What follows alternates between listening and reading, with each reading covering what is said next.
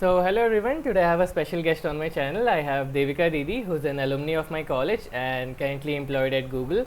So Devika Didi, welcome on my channel, and I really appreciate you taking out your time and being here on my channel. So welcome.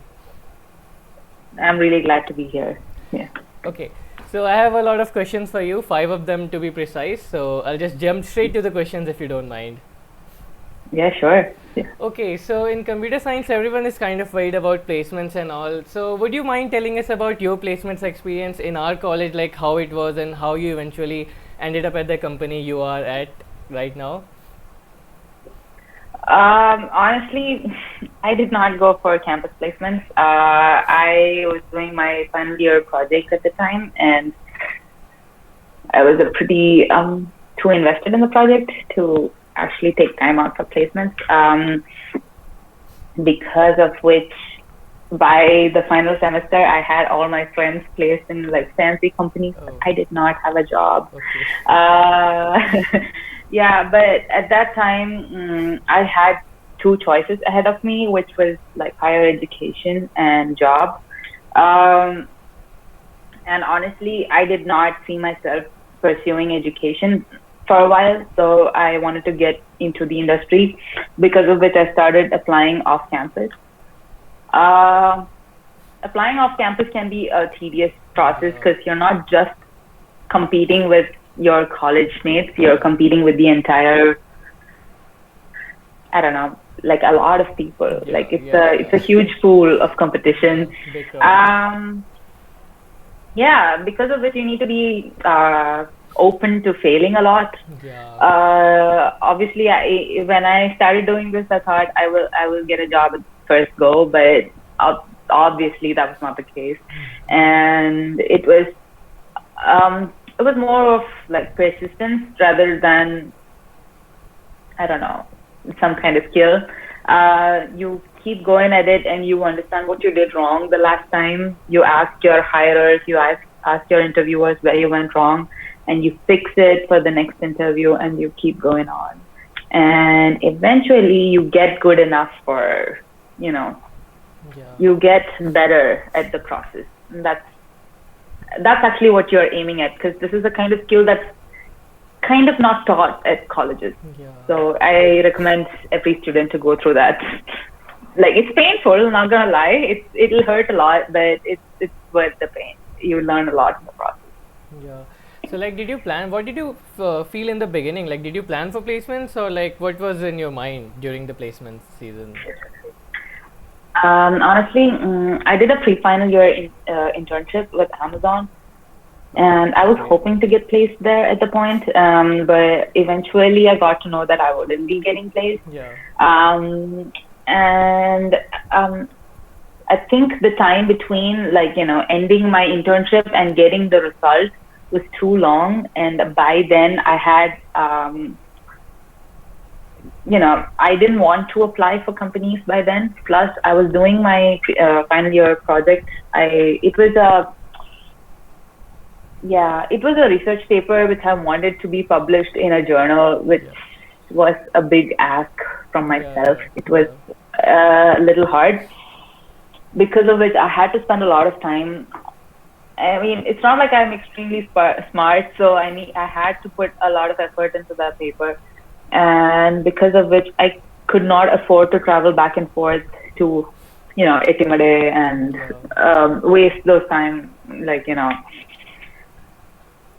like, I think at some point I had to make a decision whether I wanted to stay for placements or not, and maybe it was a stubborn decision, but I decided not to go for placement from college. And it was difficult because you'd see, you know, it's, you'll see your friends getting placed, and you'll Yeah. feel like, you're falling behind, but it's not quite the truth. It's just that you've chosen a different path. So, Like, it turned out all well in the end, right? I mean, it does, but I mean, I'm not gonna promise everyone that it will all the time, because Yeah. that's a lie. Yeah. But Yeah. but I would definitely say that whatever you decide, you need to like stick by it, because ultimately your decision is gonna have some kind of consequence, and Definitely. it might be good or bad, but that's okay. It's okay even if it's bad. Like that's what people don't teach us. Like even in colleges, like I don't know if it's about colleges in India. Like we have a thing about beating students up about failing, but failing is not a bad thing. Definitely not. Like it's Yeah. okay to be shit. Like it's Yeah. okay to be bad at stuff. Yeah.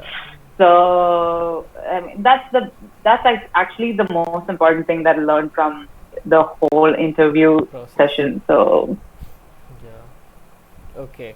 Okay, so one more thing, like, how was your college life? Like, were you more focused on programming, studies, or did you have a balance with social life and all of it? Like, how was your college life? And what is the one advice you're going to give to freshers who are just about to enter college? interesting. Okay. I think before I entered college, I was like, I'm gonna have fun. It's college. Everyone I'm is gonna be like away that. from parents and stuff like Yeah. that. Yeah, but yeah. I mean, I was a pretty average kid at school. Like, I didn't talk in class. I was just like, I don't know. I passed. That's all mattered to me. And when I got into college, the first thing I wanted to do was have fun. But when I got to know that Amrita was a little strict, I mean, it was a little disappointing. Not gonna lie. I wanted Yeah. to like have my share of fun, but Yeah. when reality hits, you just have to accept it. Like Yeah. you can't fight it. Like you can't afford to be in denial for too long because Yeah. that's just gonna hurt yourself. So the first thing, I don't know, now that I think back, I'm proud of myself for doing this, but the first thing I thought of was that there is no use being in denial about the fact that Amrita is strict. I just have to live by their rules, like for the next 4 years. So I wanted to get good at classes. Like I wanted to score well. So for my first semester, I did work hard. Like I studied and I wanted to get that scores. But the thing is, I was already from a computer science background, so I kind of knew what they were teaching.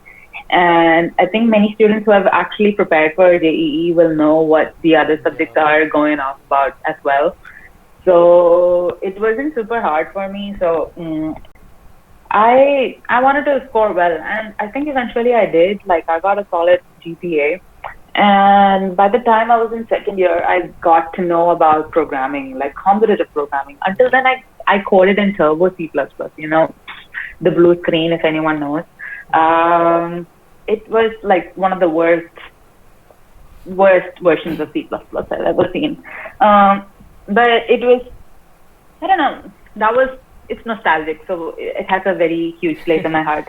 Yeah. So first time in college, I get to know about Dev C++ and generally like about GNU and commutative programming algorithms and stuff like that. And we had a test by Sadrachran sir, and I do not know what I did right, but he thought I was good enough, so he took me in, and I started like working towards ICTC.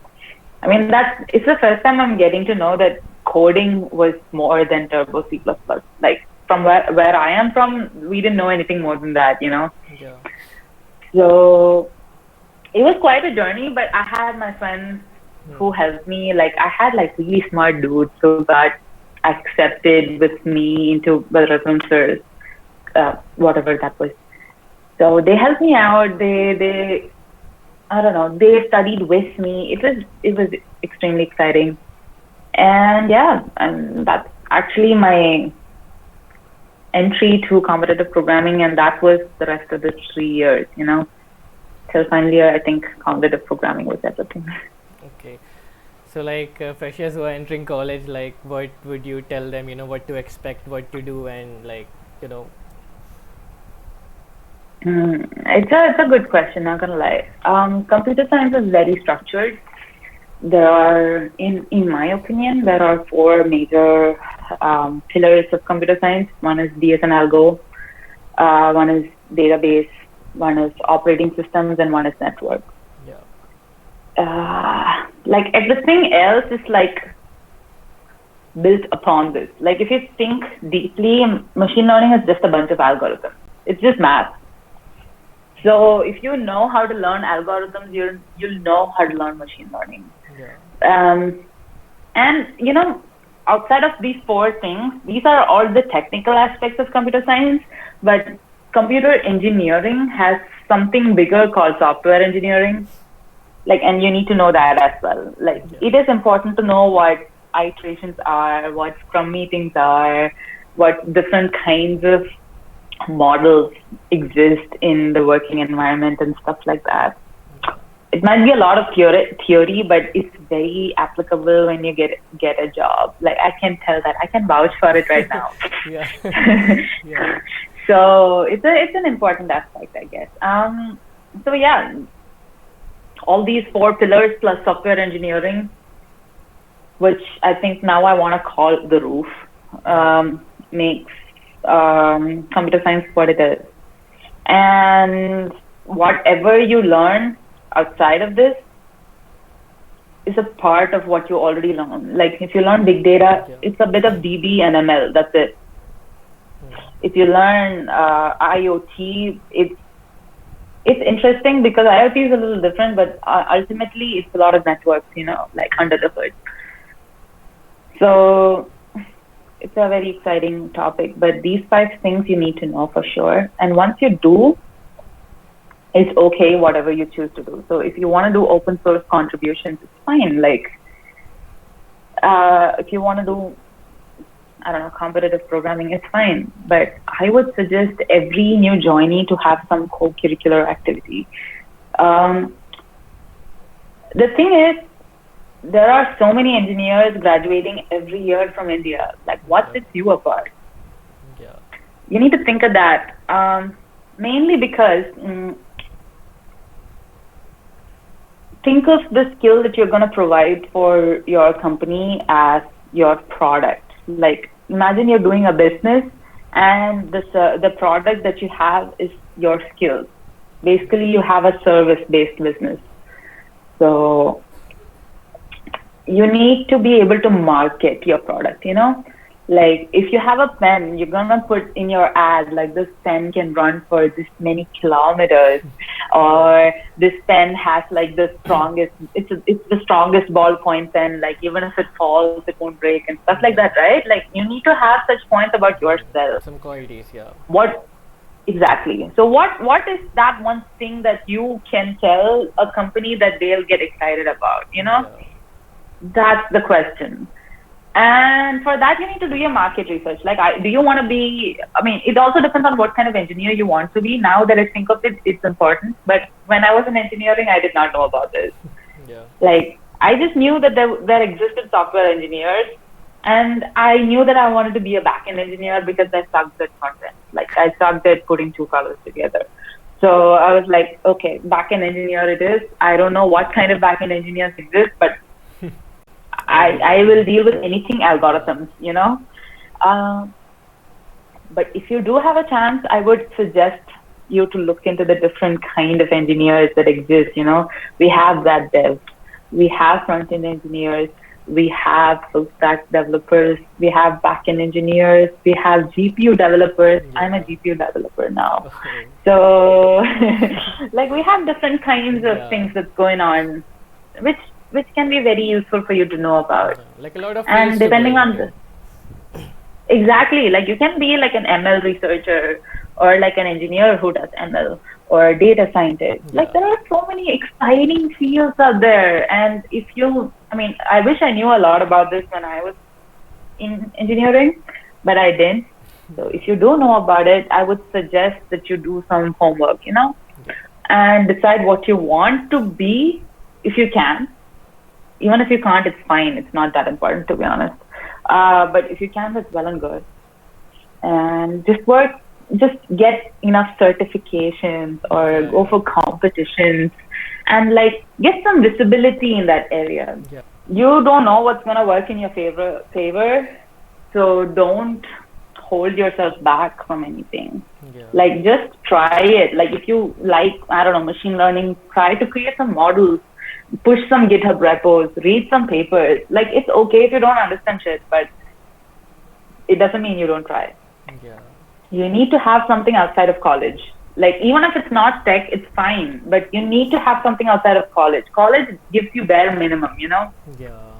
I mean, I don't know if that's a controversial thing to say, but this is my No, opinion no, I agree. about I things. would College agree. just Yeah. college has just one job, just to make you like eligible. They don't have to make you perfect.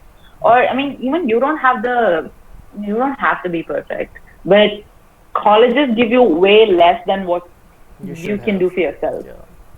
Plus, the thing about college is that it's all about pleasing someone, right? Like Yeah. it's about getting a grade. Yeah. Yeah. And you can get a grade by hook or by crook. But actually, if you want to know something, that's all on you. It's whether you want to learn, it's whether you want to study and stuff like that. Like I know the best way to learn. I mean, I think putting this in YouTube might be. I mean, I don't think it's controversial. I think it's just a hack. But for anyone who wants to get a good grade in their college, just go back to your library and get the last 5 years question papers Yeah. and Yeah. solve it. Yeah. Boy, like you're gonna get almost 90% of the questions from there. Same. Yeah. 90% of the question will be almost Yeah. same. Yeah, Written and I all. mean, Yeah. exactly. So you have nothing to be like getting grades is not that That difficult. difficult. I mean, it is difficult, not gonna lie. We have a lot of assignments and exams, Yeah. but it's not as difficult. Yeah. There are hooks and crooks. There are hacks. Yeah. I But get you. the difficult thing is to actually study. It is. It is. Okay, so one more question I have, and this question like I get a lot. Like everyone is in some way, everyone is computer science is worried about placements, right? So how would you suggest for someone to crack placements or approach placements so that they can get the best company that they want? Like, what is a good roadmap in a short way to follow for that, according to you? Depends on what you want from the company. Like, okay, I think the first thing that kids need to, I shouldn't say kids, I'm still a kid. I think the first thing that people need to focus on is what they want from their job. There are many reasons why people want jobs. And the first thing I would say is just that figure out what you want from a job. Like, do you want to give stability to your family? Do you want to make money for yourself? Do you want to learn? Can you afford to just learn and not earn much? Things like that. Like, those are like the hard questions in life, but I think those are the things that you need to tackle first. Once you tackle that, you kind of know what kind of company you want to go to, whether you want to go to corporates, like big corporates, or do you want to go to startups, or do you want to go to companies that are currently growing, or things, Yeah. do you want to, I mean, do you care if you earn money but don't have a good job, like, interesting job? Or do you want an interesting job and not earn that much? Things like that. Once you get to know what you really want, you can market yourself based on that. So if I want to be in FANG, first thing I would check is how to get into FANG, Yeah. And the most important thing that almost everyone would come across is that your interviews require you to be good at algorithms and data structures. Yeah. So obviously you'll have to spend some time on it. Yeah. And the thing is, see, I've done a lot of interviews before I got into this company. So I can for sure say that I've been in interviews that were harder than interviews in time. Oh. Okay. Yeah. I've had startups offer higher salary than FANG. Seriously? Wow, I didn't know that. Yes. I thought Fang had the highest. So no, not necessarily. That's the thing. You need to know what you're looking for, and if you're looking for money, like honestly, I would suggest if you get half the amount of what you get in the States in India, I would rather be in India and get that job, like even if it might not be too elite to your relatives or friends or anything, I would rather get the job because like that would give you a better saving. Yeah. Because like the amount you spend per month in India is much lesser than the amount you would spend per month in the States or something like that. But yeah, I mean, these are the kind of things you need to check like based on your goals. which might seem like a lot right now. Like when I'm saying it, it might sound very serious and dangerous Yeah, and yeah. stuff like that, but it it it boils down to what you really want, and it's a one-time investment kind of a process. Like you need to sit down and then just like think this through, and once you've thought this through, then you don't have to think about it again ever. Yeah. No, what people Like do, once you've figured out what you. what people do is like they don't focus on this, ki what they want. They just think, ki, yeah, I'll get into Fang or I'll get into this company without actually knowing what they want. So that happens, and that later hits them back later on, right? Yeah, it's kind of annoying when I say that, because like it hurts me a lot, especially when okay, this is not something that I don't know if it's talked much about, but this is something I absolutely despise about colleges, that they actually put on like billboards about kids who got highest Yeah, packages. salary in placements. Yeah. A couple of things that you need to think of is how much is their base salary, like how much are they getting in cash, because the rest of it are going to be in stocks, okay? And stocks are stocks are vested. That means that, like, if you say you get this much amount of stocks, you might actually only get it in hand after 2 years or 3 years. Yeah. That means you'll have to work with the company for 3 years before you get that amount of money. Yeah. And secondly,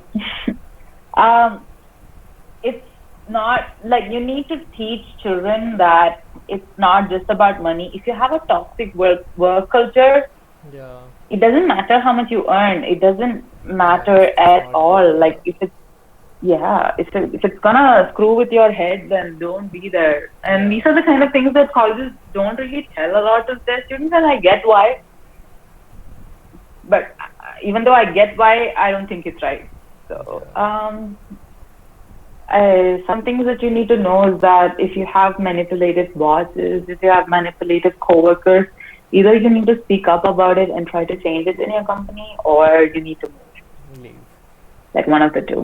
Yeah, I mean, like it's not worth it. It's totally not worth it. That money is going to be spent for your own health later. So Yeah, that is not a good thing.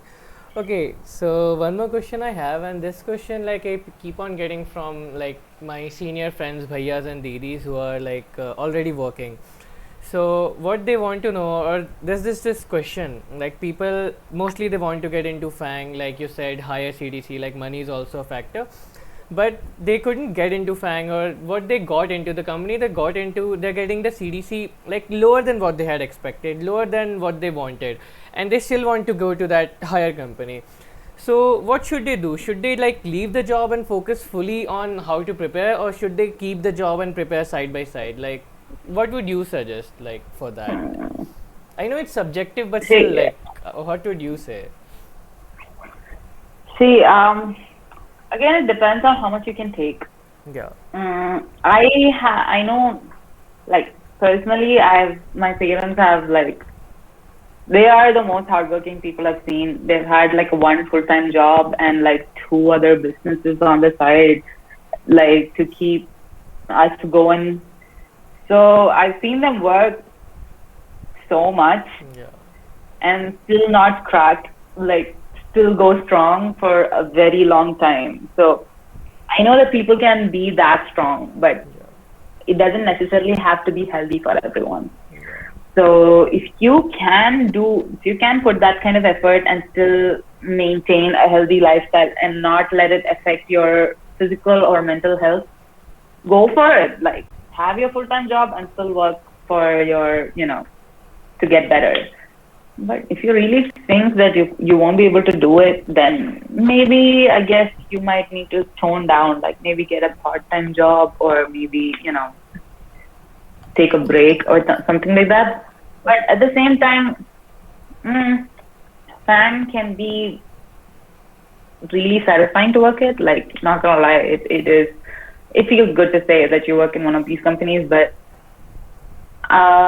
it's like when toppers say it's not that great having full marks, like GPA is not everything. Like it's similar.